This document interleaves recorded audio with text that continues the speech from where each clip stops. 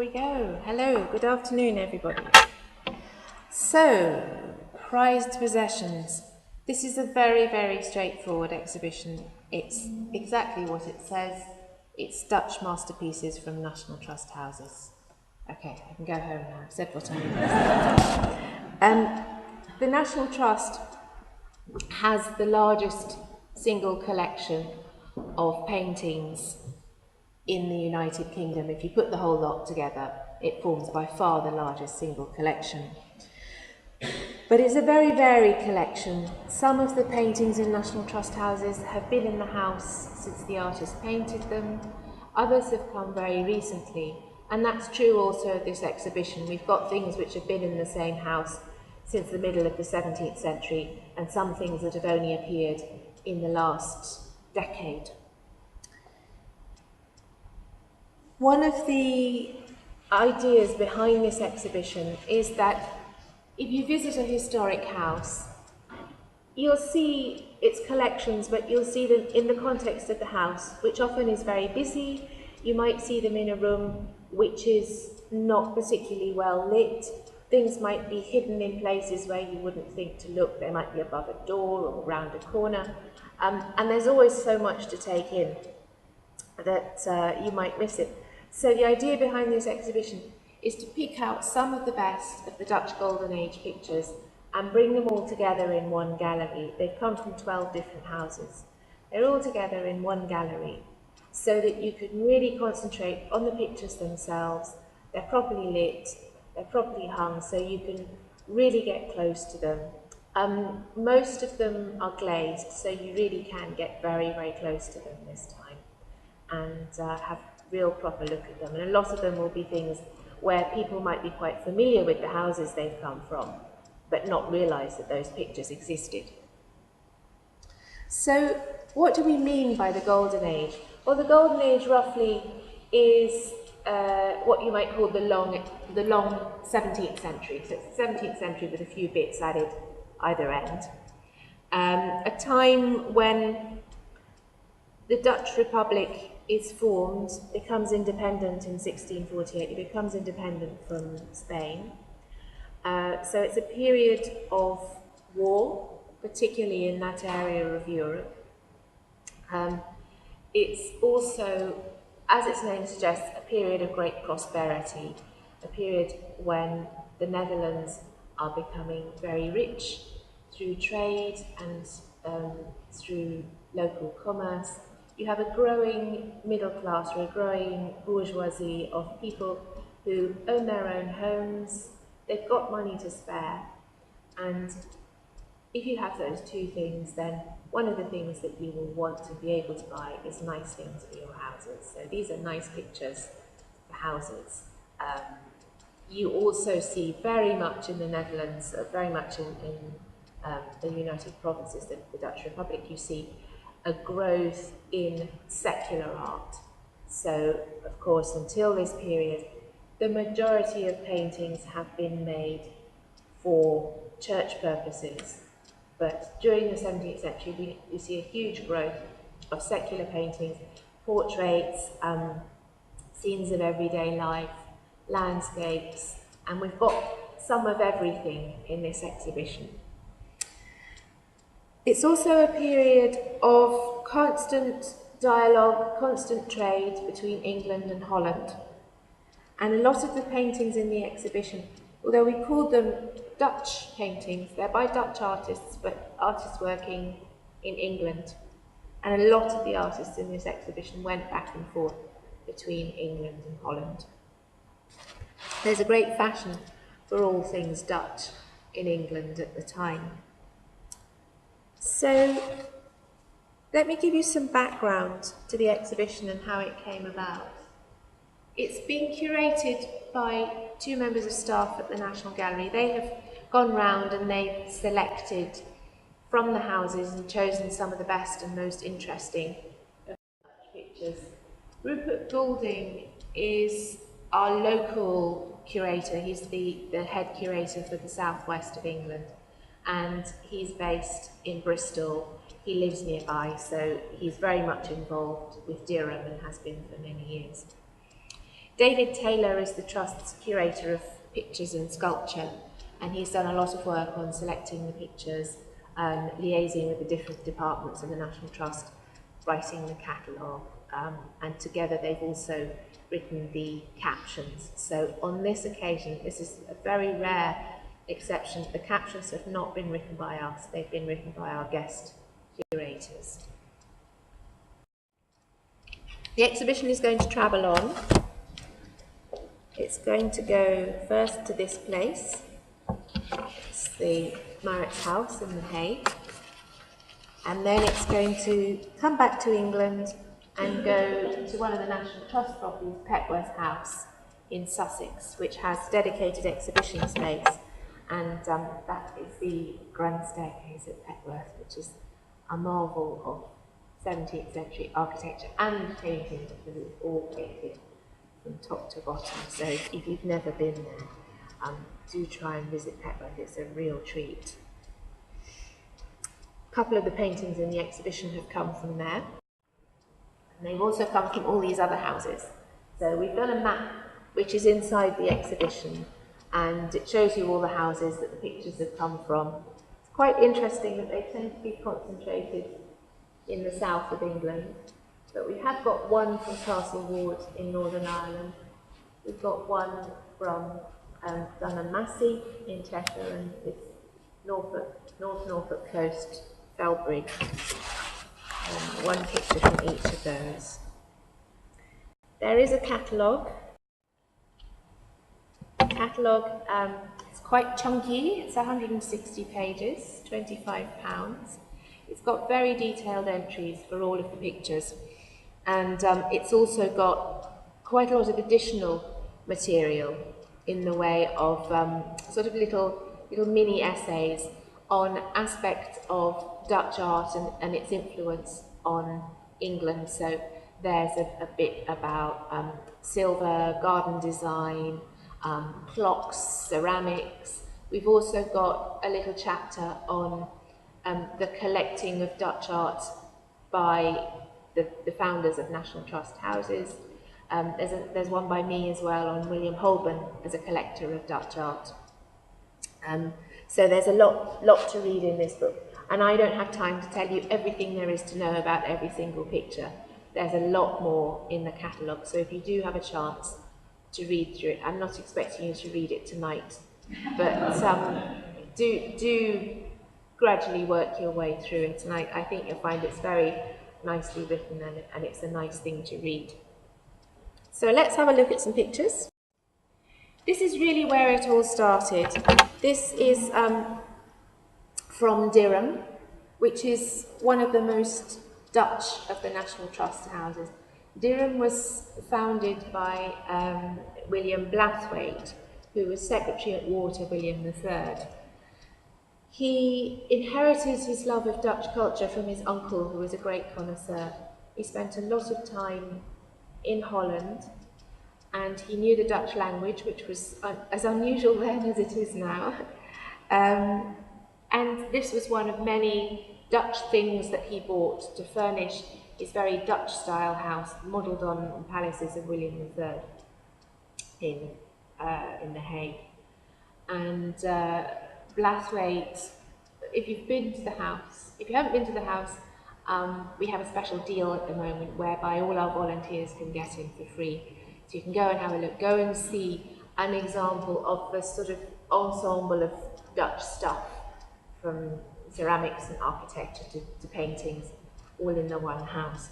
But this picture has come from there. This is quite unusual because although we know that it was bought in the 1790s or so, it definitely hung at Durham by 1703, when it was described as hanging in the great room above the stairs. The family sold it in 1956, at the time when they handed over the house to the National Trust. But the Trust was able to buy it back a few years ago in 2015. They bought this back with help from the Art Fund and usual suspects. And it was actually the arrival of this picture at Durham that gave us the idea of having an exhibition showing some paintings from the National Trust in our nice, neat little exhibition space. So this is really where it all started. The picture is a really interesting one because, like so many still lifes, there's more to it than meets the eye. So you start at the top and you've got these beautiful cultivated flowers, you've got lilies and carnations, and also mixed in with wild things, which is quite nice. You've got some bits from this little oak tree here, some grass, butterflies. This is rather nice, this little sort of house leek or aloe type thing, succulents. These are very trendy at the moment, aren't they? One of those things. The artist's signature is there. But then as you go towards the bottom, you'll see, I don't know if you can see from where you are, these peaches, they're slightly past their sell-by date. And then this is worse still, it looks, yeah, not something you particularly want to eat. And then there are mushrooms and snails and a little lizard, and then here finally, this is at the edge of a pond. Yeah. And there is a really disgusting slug. So you're moving from the sort of freshness of the open air to all the decay that's going on at the bottom. So the message of the picture is about transience, nothing lasts forever. And I think that was a message that would have been very important to Blathwaite because he saw a lot of conflict. Although he had quite a luxurious life living in palaces, his job was running the military. He was involved in a lot of military campaigns. And so he would have had a great sense of loss of life and of waste of life. There is a video about this picture, and I'll put a link on our website so you can easily reach it. But a few of the pictures have little videos made about them, which will tell you in much more detail than I can, and they'll look in detail, and they're narrated by the team that we've been working with. This is just the picture arriving back home in Durham 3 years ago.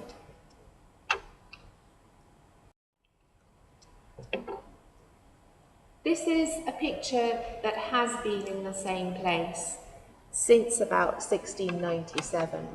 It's by a Dutch artist working in England, Adrian van Diest, who came to England when he was 17.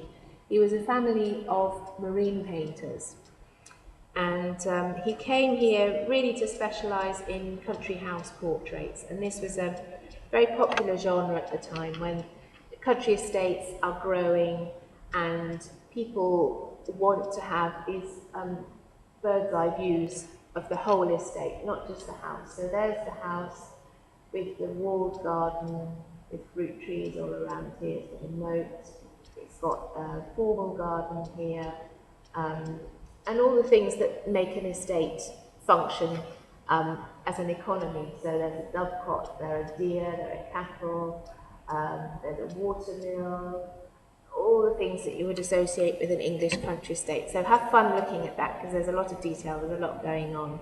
And then you have this beautiful landscape stretching out beyond. The foreground is deliberately in shadow. So it's as though you're looking from a very, very high point, which of course doesn't exist unless you're in an aeroplane, which you couldn't have been because it was 1690s. But the foreground is in shadow to concentrate your attention on the house, which is brightly lit. Van Diest is interesting to us here in Bath because his son Johan was commissioned by Ralph Allen to paint a series of portraits which is now in the council chamber in the Guildhall.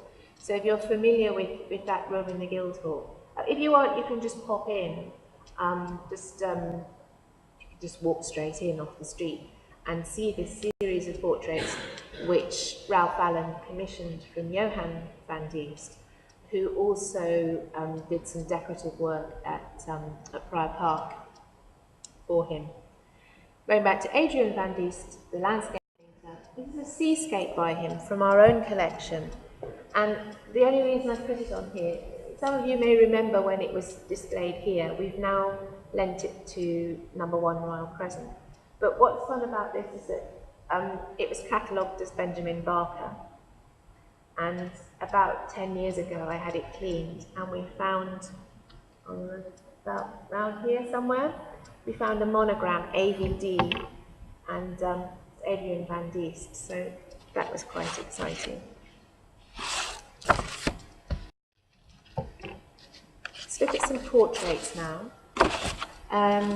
This is one of several portraits of members of the English royal family. The Winter Queen, as she was known, is a really interesting, quite sort of romantic figure. She is a very also pan-European person. She travelled around a lot. She starts her life in Scotland. She was the daughter of King James VI of Scotland. And then in 1603, when Elizabeth I dies, James goes to London to become James I of England. So he takes his children with him. She spends the rest of her childhood in London. And then when she's very young, she marries the Elector Palatine, Frederick, Prince Palatine, who lives at Heidelberg on the Rhine. And they live at Heidelberg. They have 13 children over the years. And then he is appointed King of Bohemia. So he goes to Prague to take up the throne of Bohemia, and only lasts for one winter. And they kick him out after one winter, and that's why they're called the Winter King and Queen. So they have to go into exile. They go to live in The Hague. And it was in The Hague that she got to know Honthorst.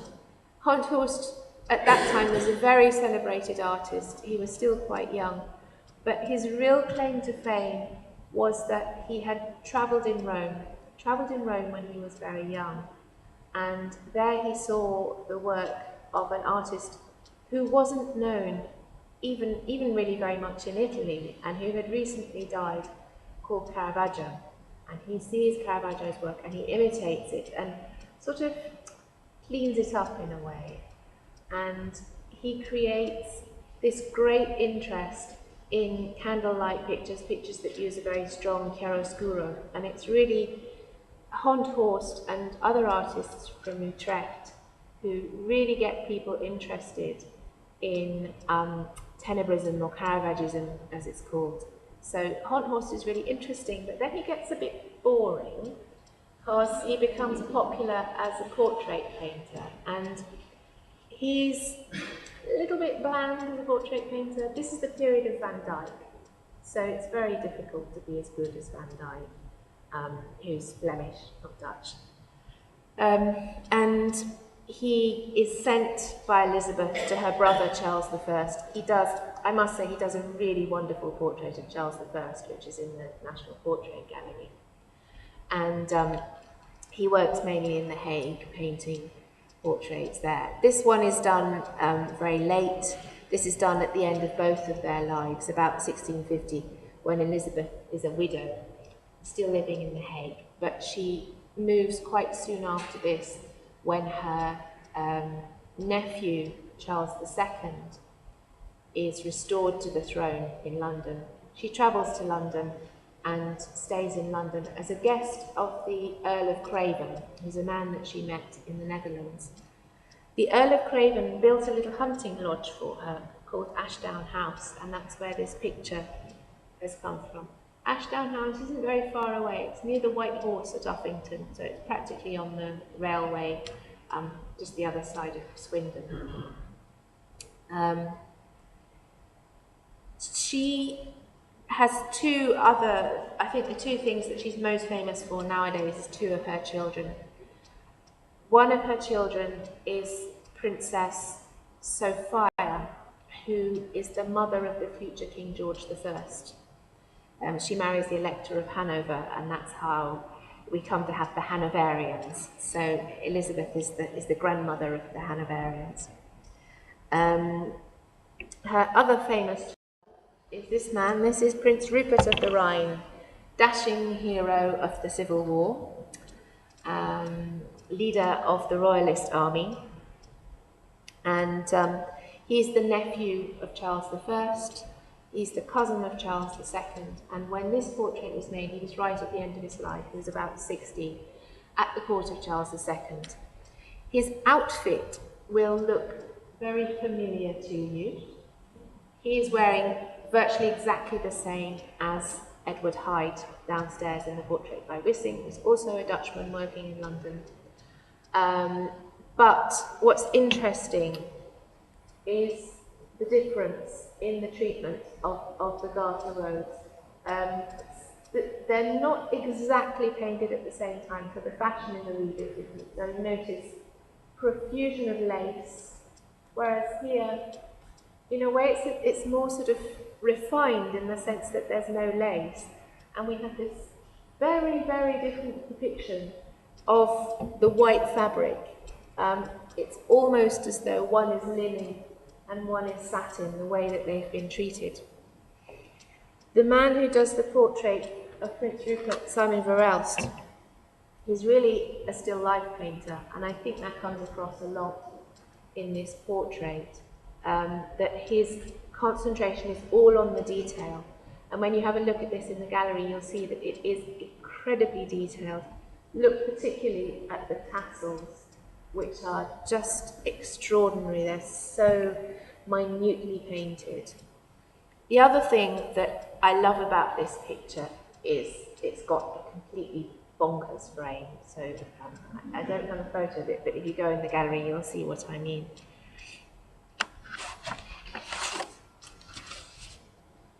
Another member of the same family, this is William III. So William is the son of the sister of Charles II and James II. So he's the grandson of Charles I.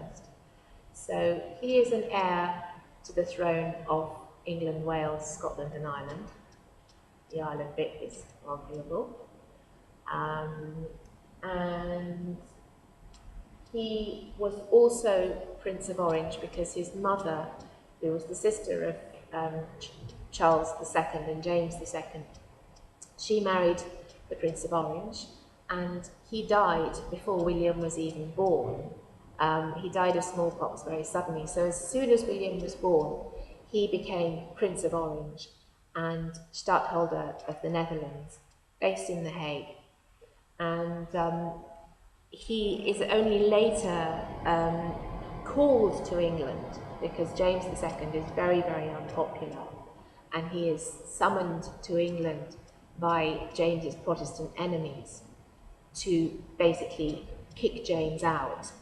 Now, William has also a very strong claim to the throne, not only because of his own ancestry, but also because his wife Mary is the daughter of James II. So James II is not only his father-in-law, he's also his uncle. You're probably now completely confused, but I hope this will be familiar to most of you anyway. So yeah, he kicks his father-in-law / uncle off the throne, takes the throne for himself and his wife. You all know about the Battle of the Boyne and the Orangemen, and this thing which is still having repercussions down the ages in Northern Ireland. So it perhaps wasn't the cleanest and tidiest of arrangements. De Barn, who painted this, is not a great artist, but he's quite interesting because he's a pupil of Adrian Backer, whose portrait of that lady all in black with sumptuous jewels we have in the ballroom at the moment. We also have a portrait of William, which is rather fine, by Willem Wissing.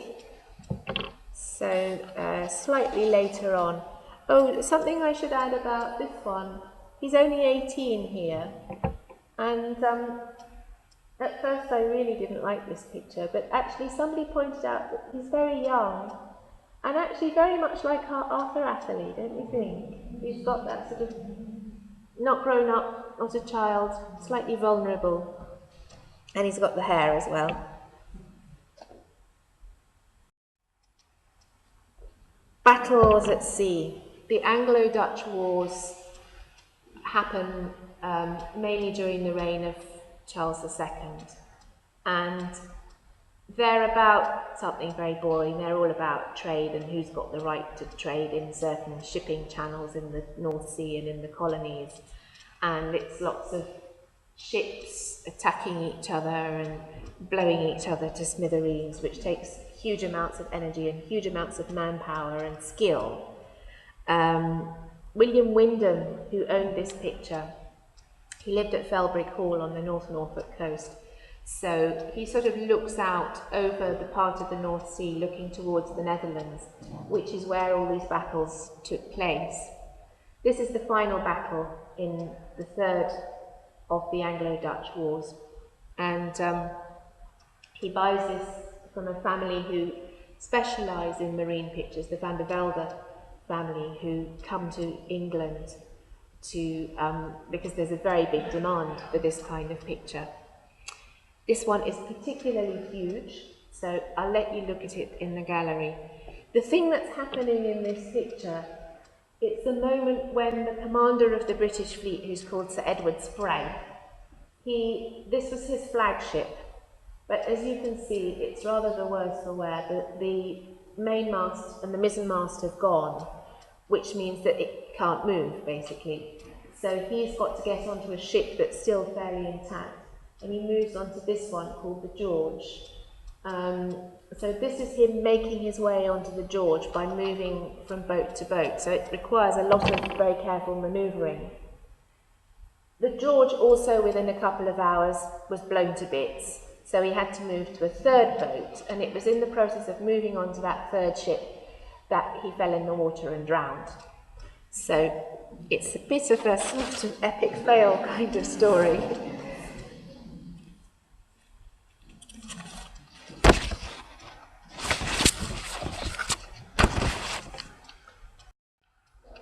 Let's look at things from Ham House. There's a big group of things which has come from Ham. And one of the reasons for that is that Ham House has such an extraordinary collection of Dutch things. We start with this portrait by Peter Lely, or Lely, who was a Dutch artist. He came to London quite young, and he was encouraged to paint portraits by this lady, Elizabeth Murray, who is also very young in this picture. She's only about 20. This is painted around the time of her marriage to Sir Lionel Tolmash. She was Countess of Dysart in her own right. She'd inherited the title from her father, William Murray, who was whipping boy to Charles I. You know what a whipping boy is? He is the boy who is a substitute for the prince. So the royal prince, in the course of his education, he has to learn, occasionally he has to be disciplined. But you can't whip a prince if you're a commoner, as the tutors often would have been. So you whip some other boy instead.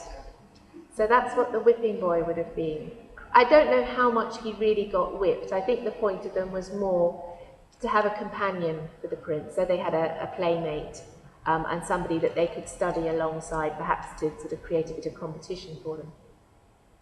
So Charles's whipping boy, William Murray, is given the title of Earl of Dysart as a reward for his pains. And he builds Ham House, and his daughter inherits it. So she starts collecting. She builds up a very sumptuous collection of all sorts of goodies. She's a great art collector. But not everybody had very positive things to say about her. I've got a couple of quotes which I've stolen from the catalogue, which I thought were quite fun. Early in her life, even before this, when she was still a very young girl, somebody described her as a pretty one, but for her deep-coloured hair. Such a pretty, witty lass, with such a brave house and estate, methinks might make a young fellow think her hair very beautiful. And then at the time of the Commonwealth, she's a very shrewd person. She hedges her bets. She's very much a royalist, very much a courtier, but she's also very nice. In fact, some people thought too nice to Oliver Cromwell. She invites him round to her house and so on. Later in life, this is the other quote from an ex-friend, Bishop Gilbert Burnet, who says, She was a violent friend, but a much more violent enemy. She had a relentless ambition, lived at a vast expense, and was ravenously covetous. But she's a good friend to Lely because she encourages him, she buys portraits from him, she furnishes the whole of her long gallery with portraits by him of her friends and associates. And then later in life, Cornelius Johnson, later in life, he's had the experience of seeing what Van Dyck can do, so it's very much Van Dyck influence, and painted towards the end of Johnson's life when he'd gone to live in Holland and was living in The Hague, where these two Scottish politicians are living there for a short time, alongside the exiled Prince of Wales, Charles II. So John Maitland eventually becomes Duke of Lauderdale. His wife, Elizabeth Murray, becomes Duchess, and his collection is added to hers at Ham, and that collection is still there. That's why Ham is so special. One of the most unique features at Ham is the Green Closet, which is a kind of a Wunderkammer, a sort of cabinet of wonders, with lots of tiny, very, very beautiful pictures all over this very small room with bright green wall hangings. And it's packed with pictures, so it's very difficult to see all of them because you can't actually go into the room. You have to stand in the doorway. So you have to sort of peer in and see what you can see, which is quite difficult because some of the pictures are just miniatures. So we've kind of rescued some of those pictures and put them in this gallery where you can actually get up very close to them. This one, I think this comes from at the bottom of the stairs in Ham House, by Bloemaert, who is the sort of father of the Utrecht school of painting. But he's very, very Italianate. He's working in a very mannerist style. You can see straight away the influence of Michelangelo and things like this nude. This picture, although the baptism of Christ, so this is where the action is happening. Here is Christ, here is John the Baptist, and here are the heavens opening. And you don't see, although most of the Gospels describe the Spirit descending in the form of a dove, all you're seeing is some very Italianate putti. But really what this picture is about, it's about studies of the nude. So quite an odd picture. And yeah, I think it's a bit of a Marmite picture. Personally, I think it's horrible. But this we know was at Ham by 1679. It's the earliest picture in the whole exhibition, painted right at the end of the 16th century. So it belongs really in very much more of a Renaissance period. This is from the Green Closet. It's just, it needs no explanation really. It is what it is. It's a little blackbird eating cherries on a ledge, with a butterfly and a fly. And this artist, Boscart, was so famous for his flies. He was known as Master of the Flies. I wish he'd been called Lord of the Flies, but it was too much to ask. This was at Ham by 1683, and we just thought this was a really sweet little picture, so we've arranged with the National Trust to have quite a lot of goodies in the shop based on this picture. So there are lots of retail products available for visitors to purchase in the shop. So do tell them about the marvellous mugs and tote bags and postcards they can get. Going back to Boscart, so he likes his flies, and I just thought I would share this with you because it's so disgusting. This is in the catalogue, but this is one picture that he made. Dead frog, surrounded by flies. And the funny thing is, he's really proud of it because look at the size of that signature. Strange things people have in their houses. This This is also a tiny picture. This is about this big. And if you look at it, you'll see it looks like a very conventional, sort of idealized landscape. But if you look closer, you'll notice things like a palm tree, a pineapple, and there's a little sort of tropical bird perched on there. Then you start to notice these figures. These are not idealized classical people. These are black slaves who've been brought over from Africa. And this is a part of Brazil which was taken from the Portuguese by the Dutch because they wanted to grow sugar, and they wanted tobacco and all those sort of good things that you grow in the tropics. And they brought the slaves over from Africa. The governor of this region, Governor General Moritz, Count of Nassau, I need to check this, but I think he might have been Prince Rupert's brother. But he is a very cultured man. He is very interested in what this new world has to offer. So he takes with him lots of scientists and artists as well. And Franz Post is one of the artists that he takes with him to record the topography and the natural history of this area. And then when Post goes back home to the Netherlands, he basically spends the rest of his life making pictures of Brazil. This is something that you'll find is that these artists are very, very specialised. Very often they only make one kind of picture. And Post just goes on for years and years, right up until 1680, making pictures of Brazil. This is a very late one, by which time he'd become a bit of an alcoholic, so it's not his best work. But still, really interesting social history, and I'm sure you'll get lots and lots of people who are curious about this and want to talk about it. I'm not going to spend too long on this one, just because the image is so awful.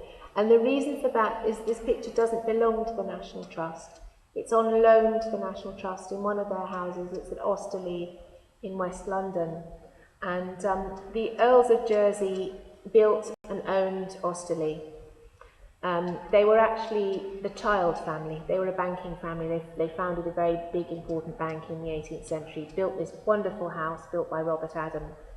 And, it's an addition to an earlier house. But some of the pictures still belong to the family, and this is one which they've sort of lent back to the house, and that's why we don't have a proper photograph. So if you like, I'll talk to you about it in the gallery. Another landscape. His nephew is as opposite as you can possibly be. A very peaceful scene. There's not a great deal of action going on. It's just very, very quiet and very perfectly painted. Like a lot of pictures in this exhibition, this is really about light. It's about what the light does at certain times of day, the cloud formations that you see in the sky, how they're reflected in the water. It's also about the town of Dordrecht, which is an ancient trading port. And there's a great sense of sort of national pride in these cities. This is the great church with this unfinished stump of a tower. There's a windmill, of course, because you're in Holland, they have a windmill. Different kinds of shipping. There are rafts taking timber up and down the river. So it's just a very peaceful scene of everyday life. I think this will be one of the favourites. This was actually at one time a greedy collector cut it into two, partly because it's such an unusual shape, so it's difficult to accommodate, but I think also it was a bit greedy to cut it into two, so he could have two separate pictures to sell. Cuyp was always loved by English collectors, and there's actually more of his work now in England than in the Netherlands. Let's look now at some genre pictures.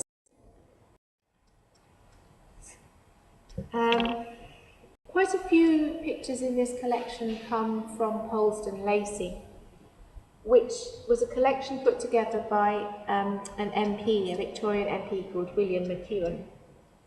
He left the collection to his daughter Margaret Greville, who was a society hostess, and she used to have a lot of parties in the house. It's not very far from London, it's Guildford sort of area. And she used to have lots of parties with the cream of British imperial society in the early 20th century. She died in 1942 and she left the whole lot to the National Trust. The house itself isn't particularly special. It's a sort of Regency, not very old house, but it's the collection really, the collection which is so outstanding. So we're lucky to have some of the best things from that collection. Tabor very typically draws figures of ladies in white satin. It's possible that this lady here was modelled on his sister, who was an artist in her own right. I won't say too much about this picture. You can work out the story for yourselves. The same thing.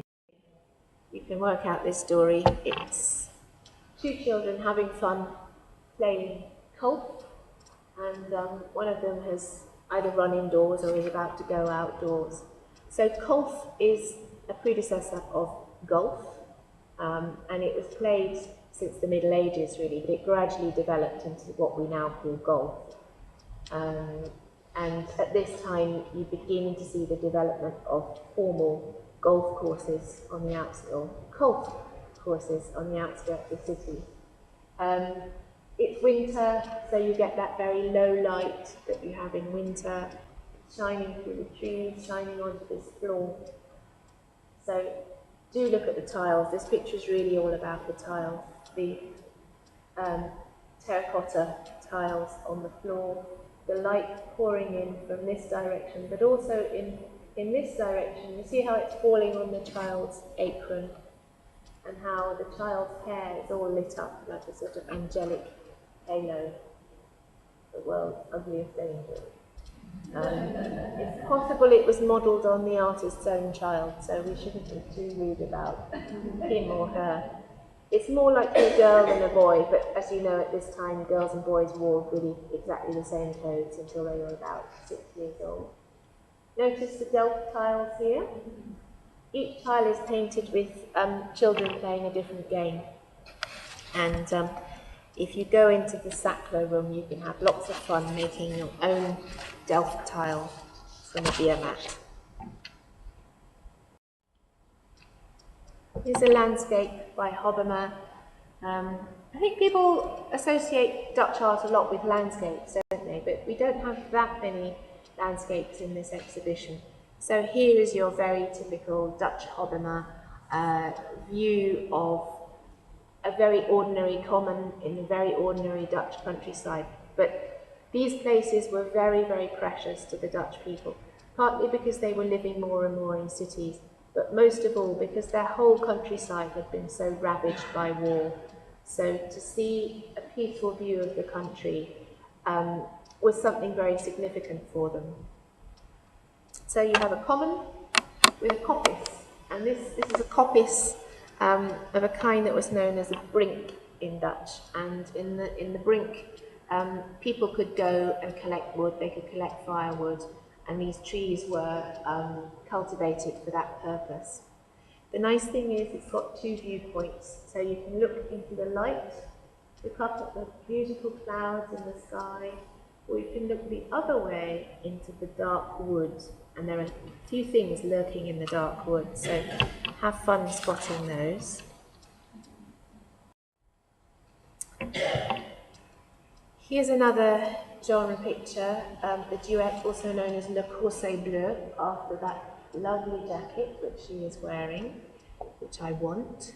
It's so warm and so comfortable and such a lovely colour. This is a very much desired picture. In the 18th century it was already fetching huge amounts of money. It's very, very finely painted. It's not big at all, it's only about this big, so it's extremely finely painted. It's a scene really of aristocratic life. It's a grand interior with a very grand chimney piece, sumptuous carpet, sumptuous silk skirt. There are various things going on. which I won't talk too much about because you can see those in one of the videos where David Taylor talks about all the sort of innuendos that are going on. I don't know whether they really are, whether they're in his head, but I'll leave you to judge that. This comes from another very significant collection. Some of you may have been lucky enough to visit Upton House, which is, it's near Banbury, so it's sort of between Oxfordshire and Warwickshire. And the collection was put together by the Samuel family. Marcus Samuel was the founder of Shell, so he sells petroleum at the beginning of the 20th century when motor vehicles were developing, so he becomes very, very rich very, very quickly. His son Walter, who's the second Viscount Bairstead, so Marcus Samuel becomes the first Viscount Bairstead, his son is the second. He also collects, and between them they build up this wonderful collection in this house, which they leave to the National Trust. So some of the best paintings in the exhibition have come from that collection. They were all bought on the London art market at the beginning of the 20th century.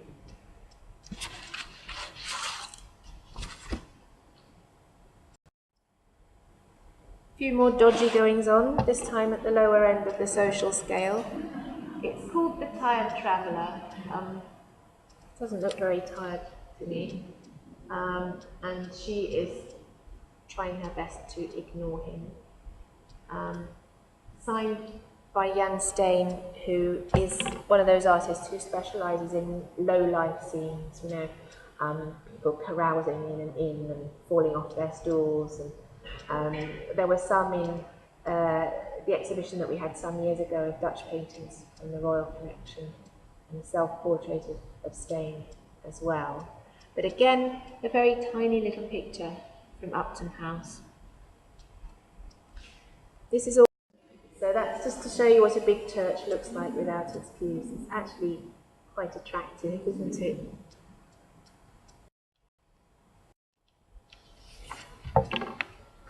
Okay, we're still at Upton House with this picture.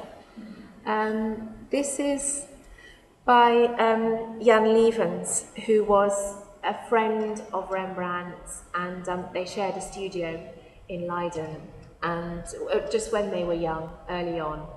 And this was for a long time thought to be by Rembrandt because his name is written on this book, and it's very, very much in a similar style. They certainly shared the same dressing up box, so we don't know if this is meant to be a particular character or if he's just a sort of fantasy figure. If it's an old man who's been diving in the dressing up box, he's put some things on, and what the picture really seems to be about is light, and how light behaves in an interior and how it falls on different kinds of fabrics. So you've got a huge velvet curtain up here. You've got a very sort of shimmery metallic fabric with a long fringe here. You've got a wooden floor with what looks like a sort of magical stone circle in the middle. So it's all very, very mysterious. But if you'd like to know more, again, there's a video about that, which Christine Sitwell has done. She's the head of painting conservation at the National Trust, and she explains all the analysis that they've done and how the colour of the tablecloth changed and the chair has moved back and forth. So that's quite interesting. Here's a real Rembrandt. This was only given to the National Trust in 2010, and it was allocated in lieu of tax to Buckland Abbey in Devon. At the time, it was thought to be by a pupil of Rembrandt's, possibly Govert Flink, because Rembrandt's self-portraits, even when he was relatively young as he is here, they were so popular that he was having his pupils make copies of them. It wasn't because people wanted a picture of Rembrandt, it was just because they are such extraordinary studies of character and studies again of light falling on different kinds of textiles, different kinds of metal, the light that falls on this jewel here, the feathers and so on. So it's really a study of texture and of character. We now know that this is by Rembrandt because they've done some analysis which has shown that the signature is genuine, and also the X-rays show that the artist has changed his mind a lot. And if you're making a copy, you don't change your mind, you just copy what you see, whereas this has a lot of alterations in it, suggesting that it is genuine, it's been authenticated as genuine Rembrandt. Again, there's a video all about this, quite a long one. This is the team that's worked on it. So this is Christine Sitwell, who was here for most of last week, condition checking all the paintings. This is David Taylor, who you will see around if you've not already seen him. He's the curator of pictures and sculpture. This is Jan Levens again, again playing with the dressing up box. We think this is very much the same sort of hood that Rembrandt got his mother to wear. Do you remember, those of you who might remember the portrait we had from the Royal Collection? We were very lucky to have the portrait of Rembrandt's mother, and she is wearing a nice thick velvet cloak, very, very much like this one. The difference here, of course, is that she's a much younger lady, much less toothless, a bit more attractive. It's a very sort of simple, peaceful picture. And this has come all the way from County Down, from Castle Ward, where it normally fits with this crazy frame. The frame is a very English Palladian style frame. It's got nothing to do with Dutch 17th century at all. And it's got this awful clumsy lion's head sort of rammed at the top and stuffed in with a nail. So quite a strange one. Those are all the pictures. I'll just mention a few extra things. So everybody's going to ask you what beautiful blue. It's our friends at Farrow & Ball's Stooky Blue, which only came out in 2014, so it's still quite a new colour. And that's what it looks like in someone's lovely house. White, oh, look at that, white painted floorboards. That would be fun to keep clean, wouldn't it? So I mentioned the deal that we've done with Durham, whereby their volunteers get in free if they show a little pass, which we've made for them, and then similarly, if you ask Josh, he can lend you a little pass that you can take up to Durham if you're not already a National Trust member. National Trust members get a discount. I would also, Josh will take you through one or two sort of practical things, but I'd just like you to think about, we're probably going to put some benches in the gallery, but we think we might need a little bit more lighting as well, because in parts of the gallery it's quite dark.